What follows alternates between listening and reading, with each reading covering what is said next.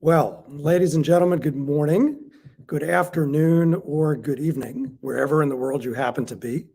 And a very special good evening to our viewers tuning in from Korea, the subject of our discussion this morning, and the country at the core of the new Carnegie volume that spurred us to organize this panel, a volume that we've titled The Korean Way with Data: How the World's Most Wired Country is Forging a Third Way.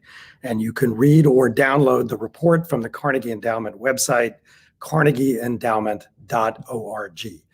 I'm Evan Feigenbaum. I'm Vice President for Studies at Carnegie. I'm also the co-editor of this volume, co-leader of this project on Korea and the future of technology, and co-author of the framing chapter in the report, all together with my very good colleague and friend, Mike Nelson, who is a senior fellow here at Carnegie and who will moderate the discussion panel that follows. Now, since we're only joined by one author from the report, Jang Gyehyun of Korea University, I want to acknowledge at the very top those who made such terrific contributions but are not with us today. Sojung Kim, Sun Ha-bae, Lim Jong-in, No-young Park, and Kyung-sin K.S. Park. I also want to thank the Korea Foundation for its very generous support of our research. Now, just to contextualize this a little, if you've picked up a newspaper lately, you could be forgiven for thinking there are only two strategic and economic players in the world, the United States and China, and that the future is somehow one or the others to lose. That's quite obviously not the case, but deep-seated, multidimensional, strategic competition between the United States and China has led many to argue that the world is fracturing into two spheres, a Sino-centric order and a US-centric one. And this has bled into debates about technology too, because as the world moves into the next phase of the digital transformation, what was once viewed as a purely commercial and technological competition is increasingly being framed, especially in this town, Washington, D.C., as some sort of existential geopolitical one. The fact is, however, that the United States and China are obviously not the only players in the world, and they're certainly not the world's only digital players. There's been a proliferation of policy and regulatory models, from Europe's GDPR to India's privacy law to Japan's concept at the Osaka G20 of free flow of data with trust, as third, fourth, and fifth economies experiment, innovate, and share their experiences and practices, successes and failures with all aspects of data policy and governance, cross-border data access and transfers, technology policy, and standard setting. And so it struck us here at Carnegie, as it may well have struck you, that data governance is just one crucial area of contention. It's central to next generation industries and the future of rulemaking in the global economy, and not surprisingly, these countries, including Korea and India, for example, have developed distinctive national approaches. So as I'm implying, none of these places aims to imitate or adopt wholly American, much less Chinese data policies and practices. And they too, therefore, are driving debates about technology business models and regulatory frameworks.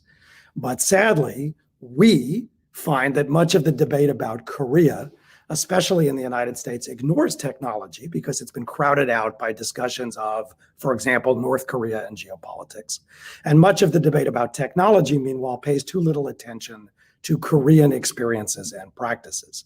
And since, as I said, I'm sitting with Mike here in Washington, D.C., what I like to call the strategic class, especially in the United States, tends to refract a great deal that's happening in the world through the prism of US-China competition, ignoring the degree to which third countries like Korea are forging their own way. So, with the support of the Korea Foundation, we've launched a multi-year effort here at Carnegie to dig deeply into Korean policies, practices, experiences, lessons, and ways with data, technology, and technology-related standard setting. In the first year of this effort, we focused on the Korean way with data, as our report title says. But I hope you'll follow the work we do, because in the coming year, for example, we're going to turn to a joint and comparative look at Korea and India, working with our colleagues at Carnegie India in New Delhi, And that's part and parcel of the unique global model that we have here at Carnegie, which is a uniquely global institution with 6 centers around the world. Now, sadly, in our view, Korean digital policies are not widely known or understood. And there's been too little written in English about Korea's distinctive digital experiences and models. But Korea, over the past 2 decades, has pioneered approaches to data governance while accumulating a body of best practices and sometimes not so best practices that it's had to tweak, amend, or replace. And these experiences can potentially provide some useful lessons for the rest of the world. So we built this report around 3 areas related to data. First, online authentication and data access control. Second, cybersecurity and data resilience. And third, data localization. 3 areas of data, 3 distinctively Korean stories. And not surprisingly, Mike and I relied on Korean authors to help us tell these distinctively Korean stories. Now, I'm going to hand it to Mike, but let me just say this. Korea's had many successes, but despite that, a lot of work remains, as our volume shows, on 3 critical challenges in particular. 1, intensive digitalization across industries and society makes Korea especially susceptible to cyber threats and disruptions. Several governments and cyber hacktivist groups have regularly targeted Korea and will, I have no doubt, continue to do so. 2, Korea is one of the world's most trade-dependent economies. And so intensive dependence on cross-border flows of goods, capital, people, technology, data requires a regulatory framework for data that meshes with those of Korea's principal economic partners. 3, and last, the intensive Korean commitment to online government, banking, and healthcare services requires an online authentication ecosystem that, frankly, Korea has struggled to create. So in Korea, as in almost every country, competing ministries with competing priorities have prevented consensus on how to design policies for the internet and the cloud. And this has led to some confusion among technology companies and technology users alike. But, and this is the point I want to leave you with, Korea has in important ways overcome these challenges, not least through executive leadership. And it has unique opportunities, for example, in areas like encryption, because Korea's Personal Information Protection Act, or PIPA, explicitly encourages companies to use encryption to protect sensitive data.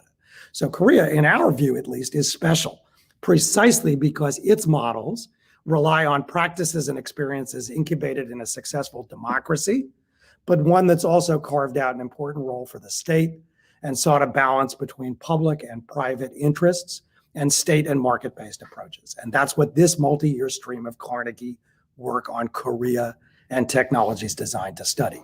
And it's of a piece with broader efforts we're building in our rapidly expanding suite of Carnegie work on Asian technology futures, including for India, Taiwan, Japan, and China, where we've just hired a new scholar, Matt Sheehan, who's a trenchant writer on China's technology business models and Chinese policies and ambitions. So I thank you all for tuning in.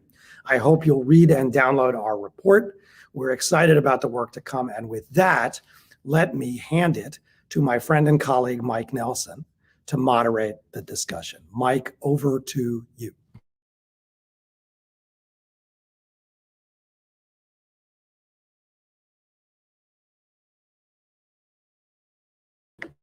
Thanks for Evan for setting up the discussion here today, providing the global geopolitical context that we're working in.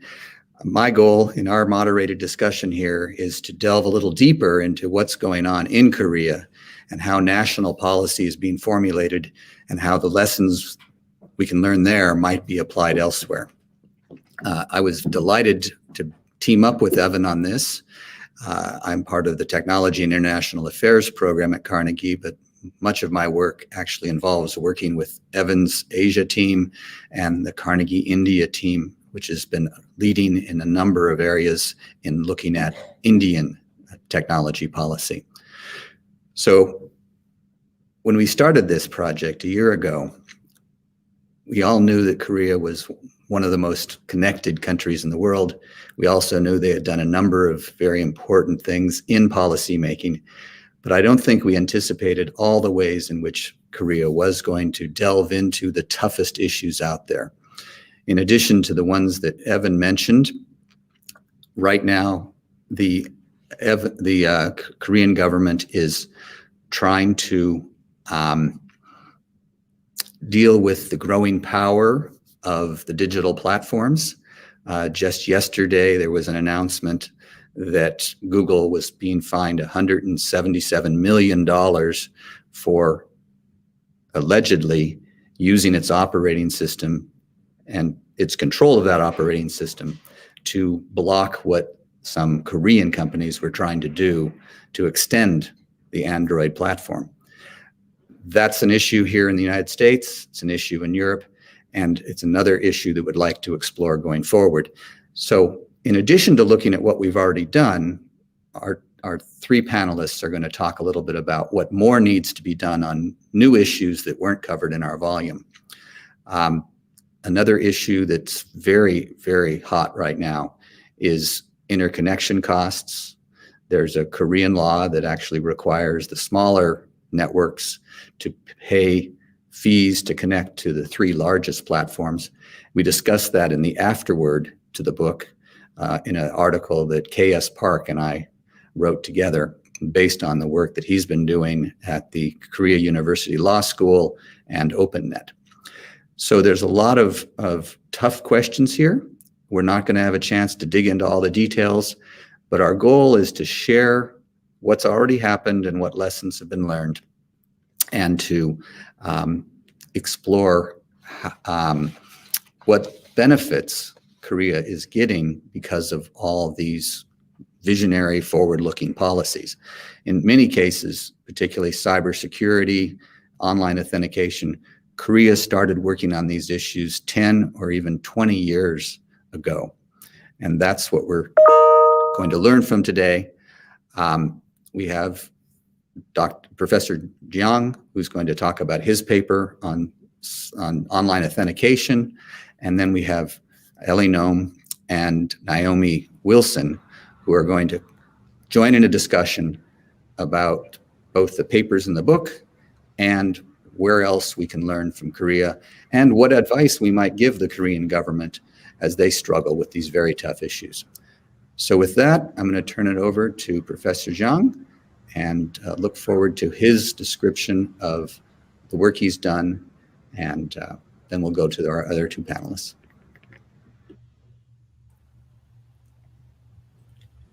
Good morning and good evening. This is Jang Gyehyun, a research professor at School of Cybersecurity in Korea University.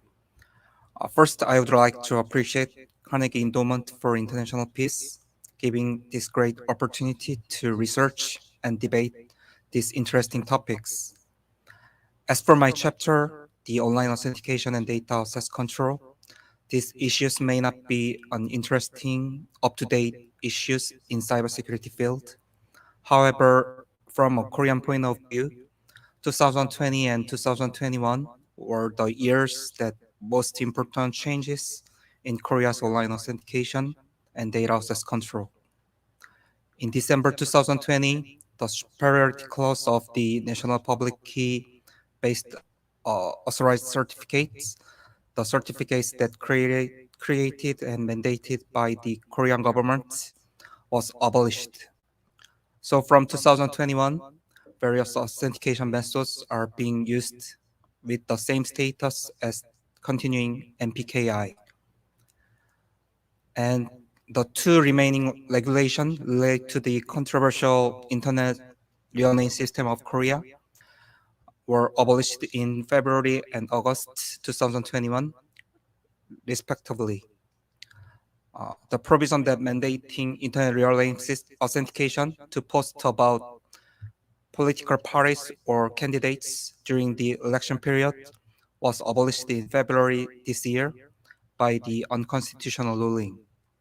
And just last month, so-called shutdown regulation banning teenagers from late-night online game was abolished. So the real name internet system in Korea has been completely abolished. And in August 2020, the so-called three data-related acts came into force, which significantly changed Korea's personal data environment. By revising these three laws, the government introduced the possibility of using non-identifying personal data and enabled social access to those data. Also, Korea is expecting the start of the new My Data industry, a service that collects and manages personal financial information in one place using the newly established provision of personal data portability. Despite these amendments, there is still ambiguity regarding the cross-border access and transfer of personal data, and it's on still debate. On a side note, Korea's first ban on first in-app payment, just enacted yesterday, could be a policy that other countries can refer to. For the online authentication and data access control, Korea's unique experiences could be a lesson for other countries.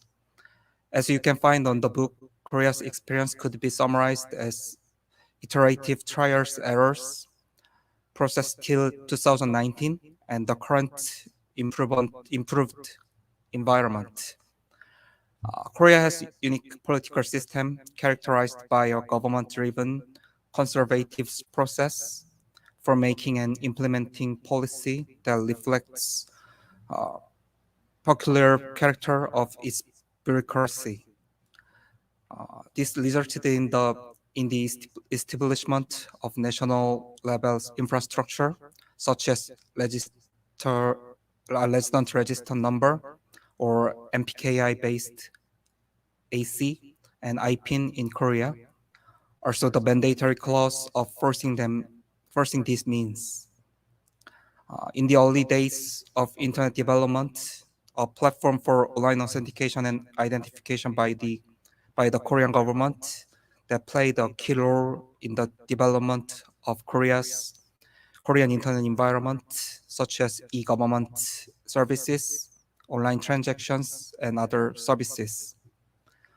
However, the Korean government was negligent in listening to or reflecting the voices and opinions and demands of all the stakeholders in this process.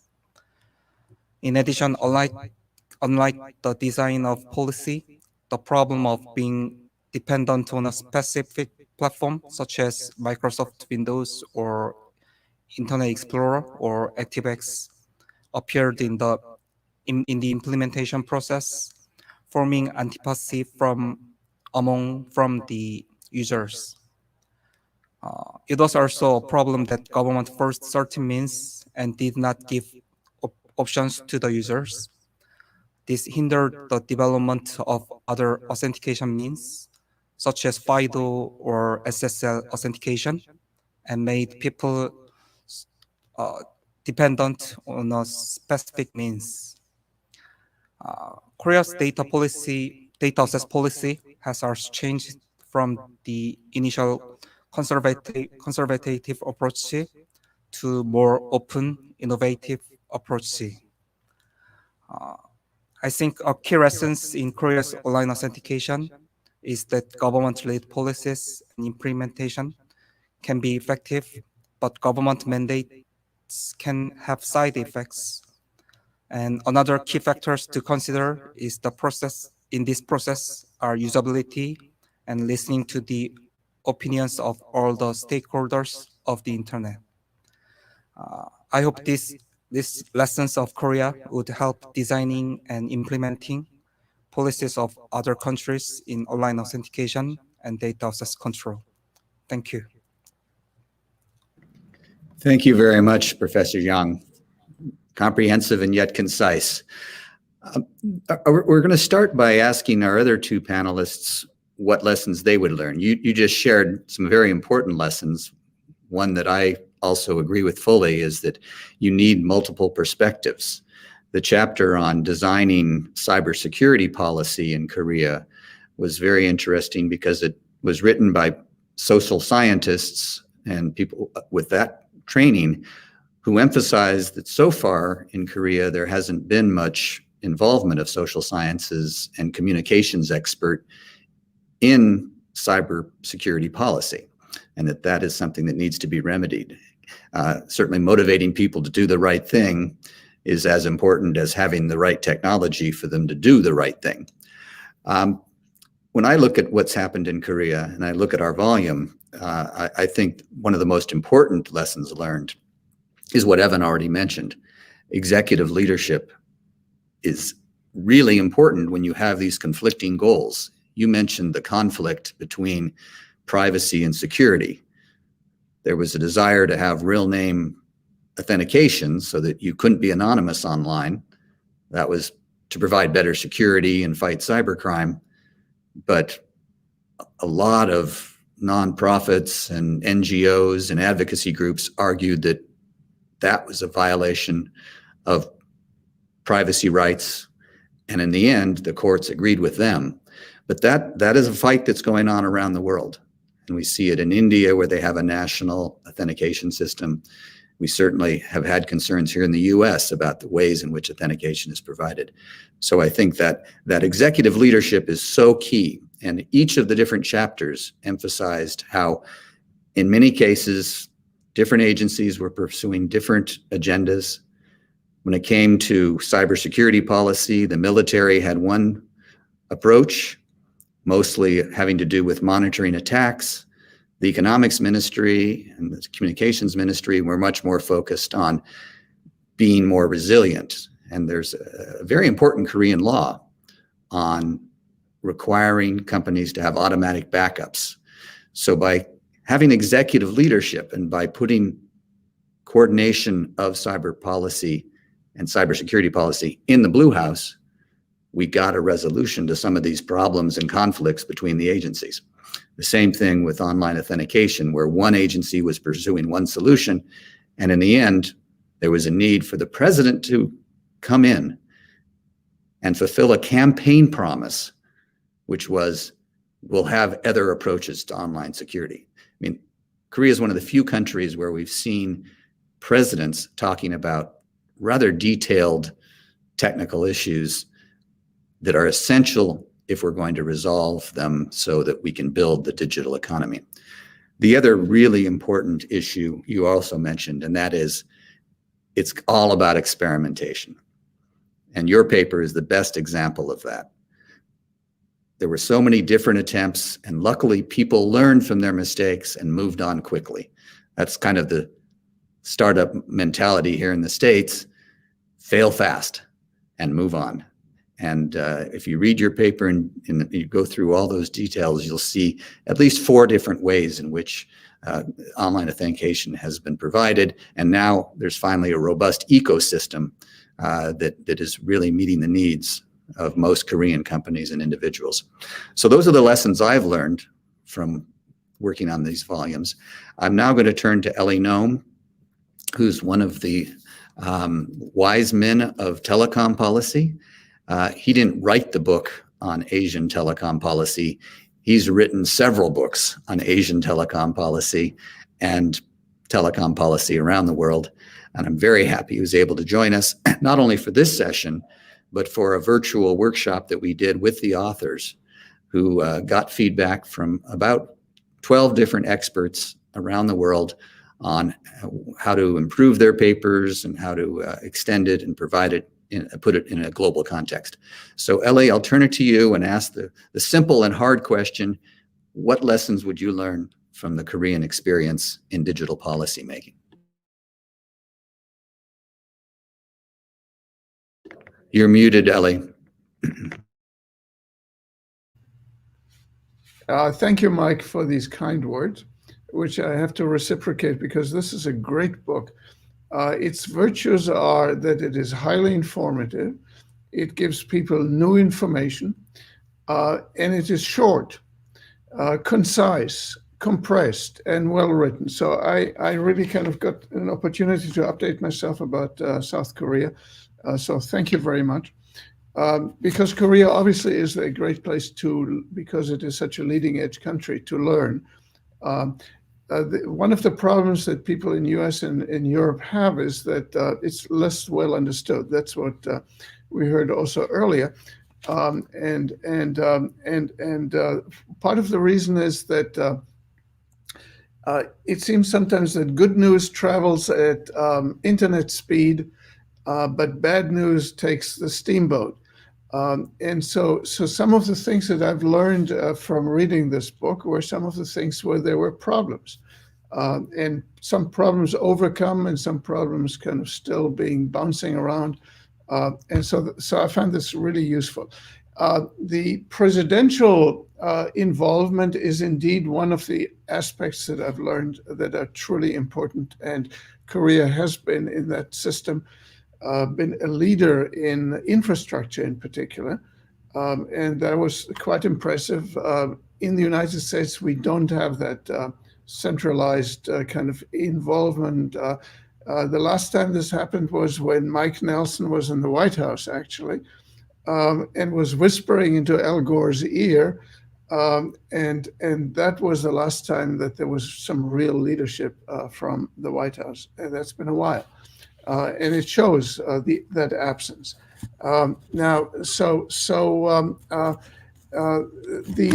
The other thing that I believe is kind of part of secret of South Korea's success, because centralized leadership exists elsewhere too, but less successful, such as in France. But that Korea has that human aspect of human capital, an emphasis on STEM education, science, technology, engineering, and math, education in ways that the United States can only envy. And that shows itself also in terms of its technology, device, and manufacturing successes. I will stop here, perhaps for Naomi. Thank you very much, Eli. And your presentation, just like our book, was nice and concise and got to the point. Our next speaker is Naomi Wilson. She joined the Information Technology Industry Council about 3 years ago, coming over from the Department of Homeland Security, where she was the acting director for Asia Pacific. She's an expert in cybersecurity policy, and I would disagree with Eli on that point. I think during the Obama administration, there was some very effective coordination built up within the White House, and that carried over into the Trump administration.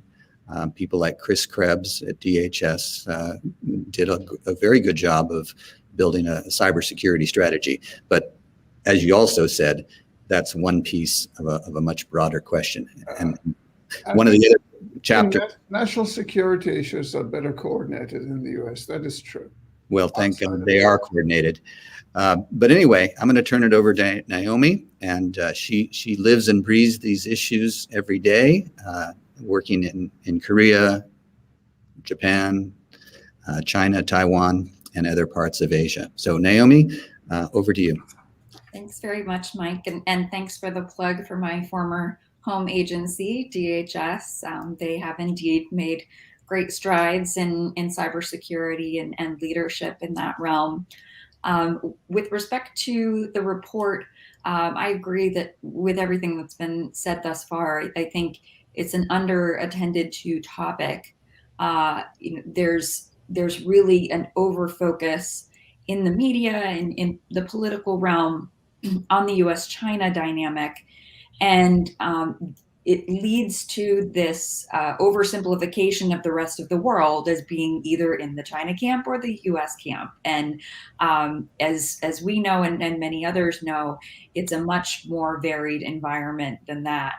And there are certainly lessons to be learned from the Korean digital policy experience. I think some of the key examples here do have to do with the benefits and downfalls of government intervention.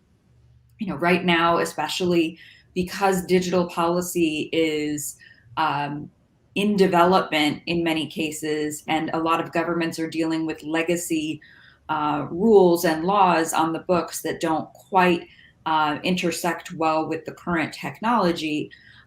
We're seeing, government wanting to do something and take the reins and force change. And, as the Korea example shows, sometimes that works, sometimes it doesn't.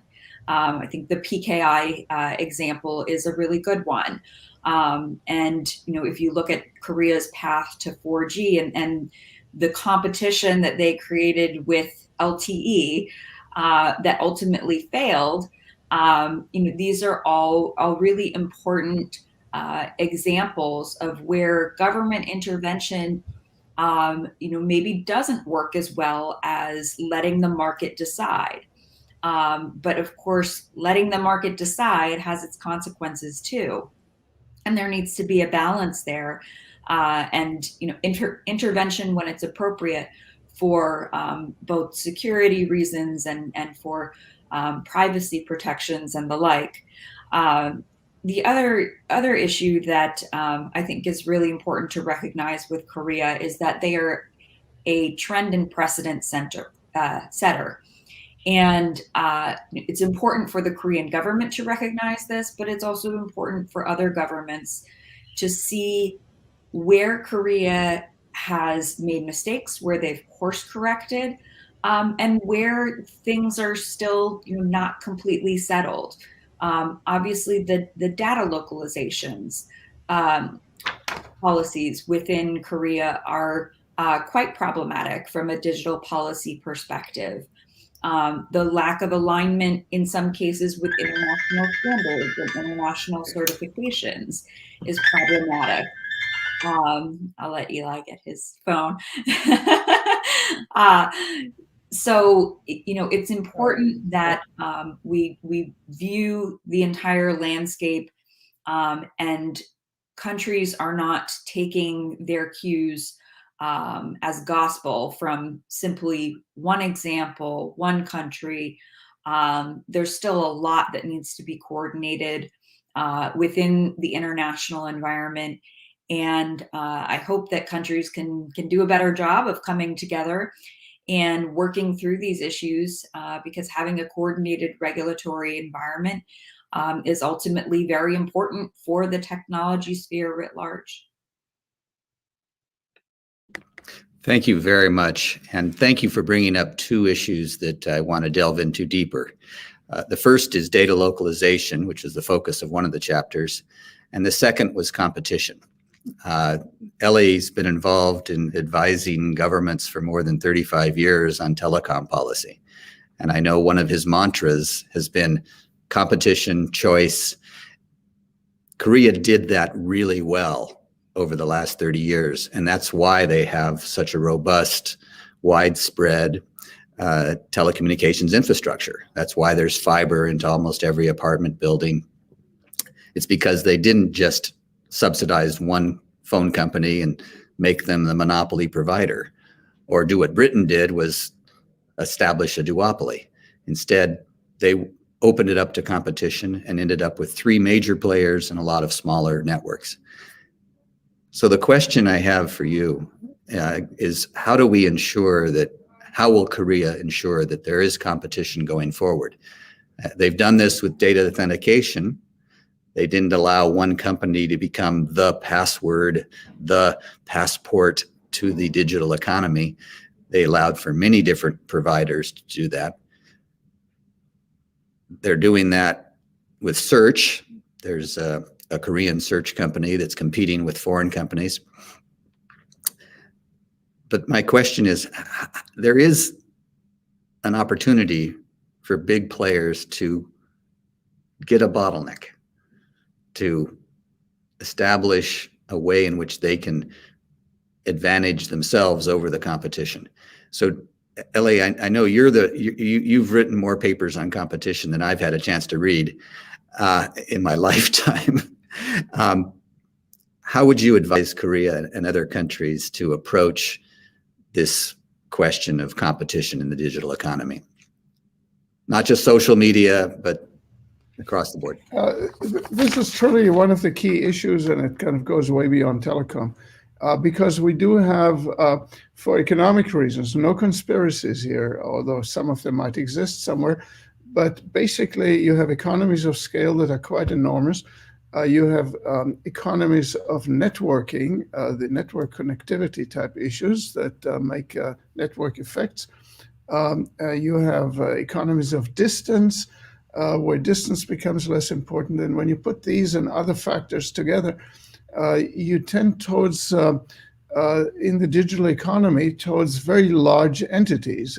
Wherever you look, there's obviously an early stage of a wild and woolly competition, but then eventually you get the Googles and the Amazons, and they are so entrenched and large and have advantages and of people and capital that it is becomes difficult to compete against them. That is one of the central issues of economic policy and technology policy going forward. How to deal with that? There are different approaches, of course. There's antitrust and breaking large companies up, vertical disintegration. There are various things that have been discussed, including in presidential elections recently in the United States. None of these are particularly panaceas and could be quite easily be overcome. I think that access and interconnection are very important levers for government to reduce market power. In other words, to deal not so much with the market power itself, which is really hard to do because it's very hard to break up search. It is possible to break up the vertical integration of search with other functionalities, that is true, but search is still at the core a very powerful lever for all kinds of other activities. So access by independent parties, under non-discriminatory conditions into some of the functionalities of the large platforms, I believe is kind of going to be the key way to do so. So interconnection and access as ways to deal with market power. And that requires some kind of careful thinking through how these things would work. And in some ways, your last chapter in this book has started to engage in that discussion. Thank you, Eli. Now I'd like to turn to Professor Jang and ask about his view on competition and why it is the Korean market does seem to have more opportunities for other players. It's one of the few countries where Google is not the dominant search engine, and you have Kakao, you have Naver. What's different? How did the government and the industry take action to ensure competition in various aspects of digital services?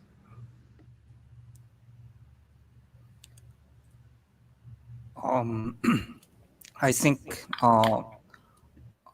it is as is in the cybersecurity field, one of the most important differences in cybersecurity between Korea and United States is that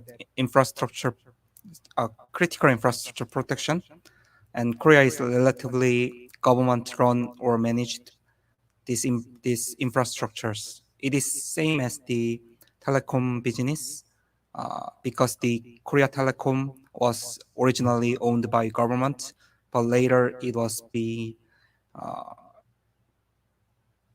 privatized, and there was some competition between SK Telecom, Korea Telecom, and LG U+, and they can make their own choices, such as LG U+ adopted Huawei equipment in 5G telecom equipment. So I think government made the market that can compete each other, and they can decide their own paths and their ways. And yeah, I think that's the difference and characteristics of Korea. Yeah, if I can add to that, I think there were attempts 10 and 20 years ago to enforce one answer and one standard. There were attempts like Wibro, which was a wireless standard, and it just didn't work. I mean, there was no global response. Nobody else outside of Korea was using it. And so I think there was a learning experience over the last 10 or 20 years where Korean government and Korean businesses came to understand that it's better to have several different implementations, just like they did with digital identity.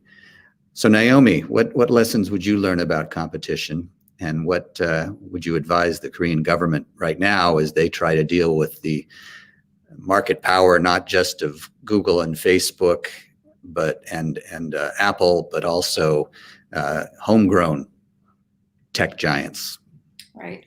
Well, obviously, competition is a somewhat fraught discussion at the moment, and it's certainly something that governments, not only Korea, are struggling to reconcile. What is that balance between government intervention and ensuring market access and competition, fair competition? And I would say, looking at the Korean landscape, they've certainly implemented policies that help broaden the numbers. And, yes, that's an improvement from simply state down mandated, for example, just one telecom service provider. But in recent years, we have seen a favoritism towards small and medium-sized domestic enterprises, which sounds great in theory, but in practice, we've noticed some problems that have had adverse consequences for the Korea domestic market. And we believe also for Korean companies and their ability to grow and expand internationally. And essentially, one of the key problems that we see is sometimes government favoritism towards the smaller and medium-sized domestic enterprises discounts the relationship, the client type relationship between a larger multinational company. You take a cloud company, for example. If they are well positioned, have a reliable service that they can provide at a good rate, there's no reason for a smaller Korean company to reinvent the wheel when they can utilize that service in order to expand their business. So that's one of the areas of market competition that we would like to see addressed. The other is there are certain elements that are still in place based on national security concerns that prohibit fair and open market access to the Korean market. And data localization is one of those issues. It is, of course, a significant national security concern because of the proximity to North Korea. And it's certainly a valid concern. But when it comes to mapping, for example, and geolocation, there has to be a third way to figure out, how do you make sure that there is appropriate competition in apps so that you have more than one choice in maps when you open your phone. For anyone who's been to Korea, the experience. Unless you have Kakao on your phone, you are not going to get real-time traffic updates when you're trying to get from one meeting to another. It just won't show up on Google Maps or Apple Maps. And so that is, of course, rather limiting, and it's limiting from a consumer perspective as well. So, again, it just goes back to that balance between what is government's role to ensure competition, but also to make sure that they're not setting up unintended barriers that in some cases can serve as trade barriers. Thank you. For some reason, my audio has frozen. I'm hoping that you can hear my video is frozen. I hope you can hear my audio. We can hear you. Brought home another really important source of competition, which is non-Korean platforms that can provide cloud services, can provide email services, instant messaging services.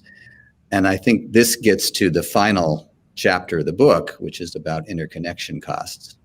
And this sounds really arcane and something that wouldn't have much impact, but it's really getting a lot of attention from those of us who care about the growth of the internet, because what the interconnection policy in Korea says is that if you're not one of the top 3 big network providers, you have to pay a fee to connect to those companies.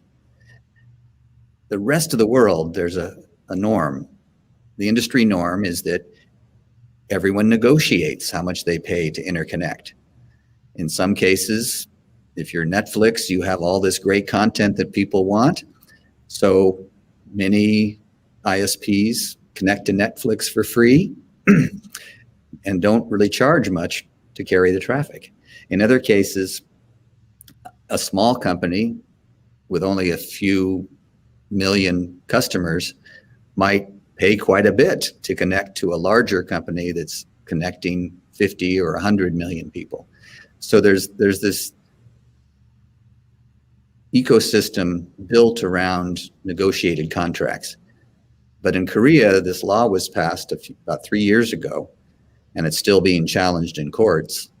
But the law would upend the way that telecommunications charging occurs. And I know Eli knows this very well.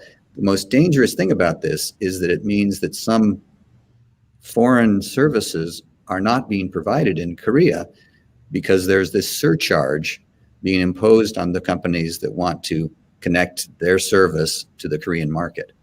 So I'd like to hear from both Eli and Naomi about this question, and how do we ensure that the Korean public and Korean companies have access at a fair price to the global ecosystem of online services? If you want me to start, I will be happy to do so. Interconnection conditions and charges are a key regulatory tool for governments. They enable governments to shape the market structure of particular markets. If interconnection charges are low, there will be entry and competition, more so than if they are high. So protectionist type policies would kind of set relatively high interconnection charges that would reduce competition. So that is a real problem. Partly also because these charges are often kind of a dogfight by different industries over who pays and who gets paid. And so obviously the commercial interests, and sometimes these are big players on both sides, involve government, and both sides then tend to wrap themselves in the flag of either free speech or industrial development and technology and domestic culture, et cetera, et cetera. So there are all kind of good reasons on both sides, and government is kind of in the middle. And a third factor is that often these interconnection charges evolve also an element of revenue collection for government, such as universal service funds, et cetera. So there's a collection of money, quite substantial amounts of money, to government coffers that can go either into the general budget, like paying for fixing of potholes on the roads, or they are earmarked into more communications infrastructure type applications, which is probably the appropriate way to do so. And so Korea, in some ways, is in the middle of this particular discussion when it comes to these two aspects that Mike mentioned, the interconnection charges and the sender networks paid type system. Both of these policies clearly favor the network providers, ISPs, telecom providers, mobile companies, relative to content and applications providers. And so in some ways, in economic policy terms, the policymakers in Korea should consider what is the priority, what is the focus. Is the infrastructure the problem? And I believe it's not. Korea's infrastructure is the envy of the world. Or is it the content providers and the applications? Here, Korea, of course, is has done very nicely, and there are many success stories. Nevertheless, it does not have quite the same global role as consumer electronics do, for example. And so the question therefore is, would this not actually burden content providers as they kind of try to establish a domestic base? And even though this is often being kind of sold, at least in Europe, I'm sure in Korea too, as a way to protect domestic culture against these big American companies, so let's have big European companies. Instead, that ultimately it's going to affect the domestic content provider industry more, and that is a long-term problem for a country, information society country as Korea is. Well, thank you very much, Eli. I'm back here at a lower resolution, which is ironic because we're talking about bandwidth issues. Naomi, I'd like you to explore a little bit this question about ensuring access to global online services, and particularly how constraints on data flows can make that more difficult. The chapter on data localization points out that the president and the foreign minister have been signing all these agreements with other countries saying that they believe in open, free flow of data. But then there are all these laws and restrictions that prohibit movement of map data or make it very difficult for personal information about Korean citizens to be used by non-Korean companies. This is a fundamental problem. And I think it's one of the areas where we can learn a lot from the challenges that the Koreans are looking at. So I'm going to ask you that, Naomi, and then I'm going to ask one final question of everybody, and that is to give us your take-home tweet. You know, as you look at Korea, what's the most important message that you want to deliver to people about digital policy making? And our hashtag is Korea Data. So I challenge anyone watching to go online and do the same. Tell us what you would learn from the Korean experience. So Naomi, what about this problem of data localization and constraints on moving data? How does that affect not just companies using personal data, but companies that might want to do map services, might want to help build online machine tools, transform factories? There's a lot of reasons to move data in and out of Korea, and it's not easy right now. Right. So data transfer and free flow of data across borders is inherently essential to any multinational business. It's just, especially in a smaller market and in a smaller geological area, it is not feasible to have, for example, a data center in every single country. You know, there are data centers that are strategically located throughout the world in order to ensure that data can get to the consumer and vice versa as quickly as possible, and with few interruptions. And when you disrupt that balance, as countries are doing, including Korea, by mandating data localization, it really sets up this unfair competition amongst countries where ultimately no one wins. Data is not a finite resource. It doesn't matter where it's located, and to a certain extent, it's a bit disheartening that Korea is still a little bit of the mentality that data localization equals data security. That's something that, from a cybersecurity perspective, most experts will tell you has been debunked.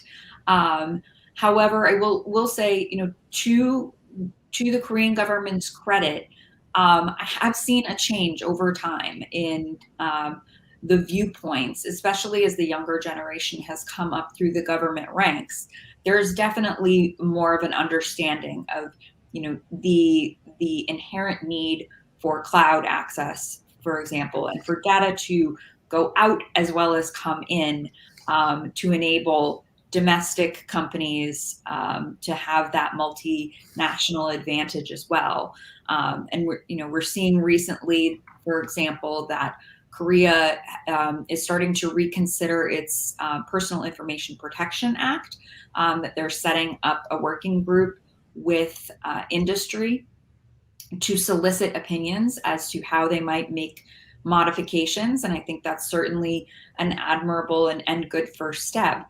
But there definitely needs to be a realization that if Korea wants to be a serious player in international negotiations and free trade agreements, at some point the needle does have to move, and they have to really prevent themselves from relying overly much on that national security exemption, which is in any trade agreement.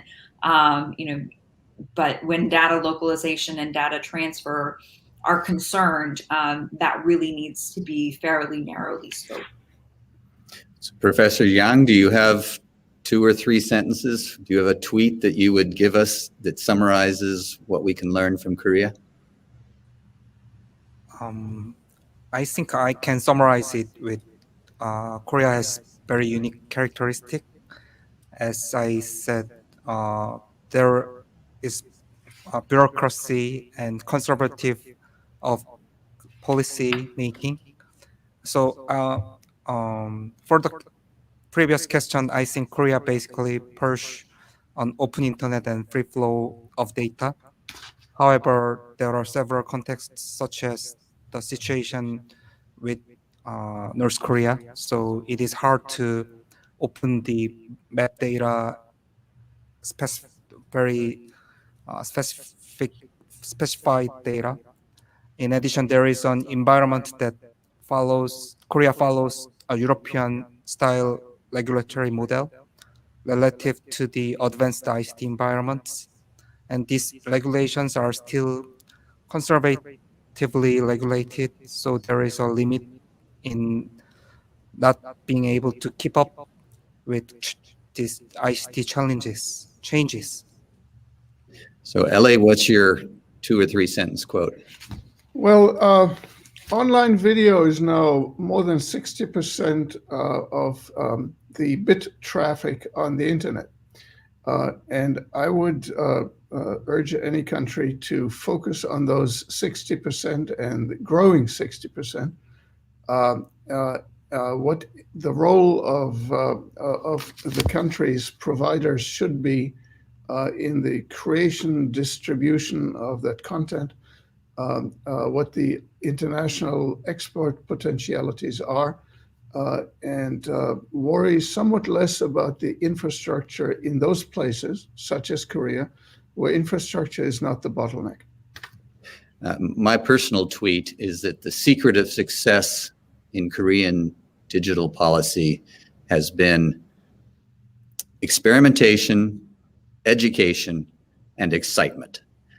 When I went to Korea 15 years ago for a conference that Eli organized, and I saw the excitement among Koreans, particularly young Koreans, about the new digital technologies. And I think that's pushing a conservative government to try new experiments. And I think that is really what needs to happen. Education is part of that, educating the people building the systems and educating the public about what's possible with good policy. So Naomi, I'm going to give it to you for the last word after I thank my panelists and the co-authors who put together this volume, and particularly thank Evan for his leadership in this area and other technology policy areas. So Naomi, you have the last word. Thanks, Mike. Well, to echo you, I would say Korea should keep innovating, keep experimenting, but also be mindful of the international scene and really endeavor to create more alignment within the international regulatory environment. They are a definite leader in the field. And I think the field is open for Korea to step into more of a leadership role internationally. Thank you very much, and thanks for joining.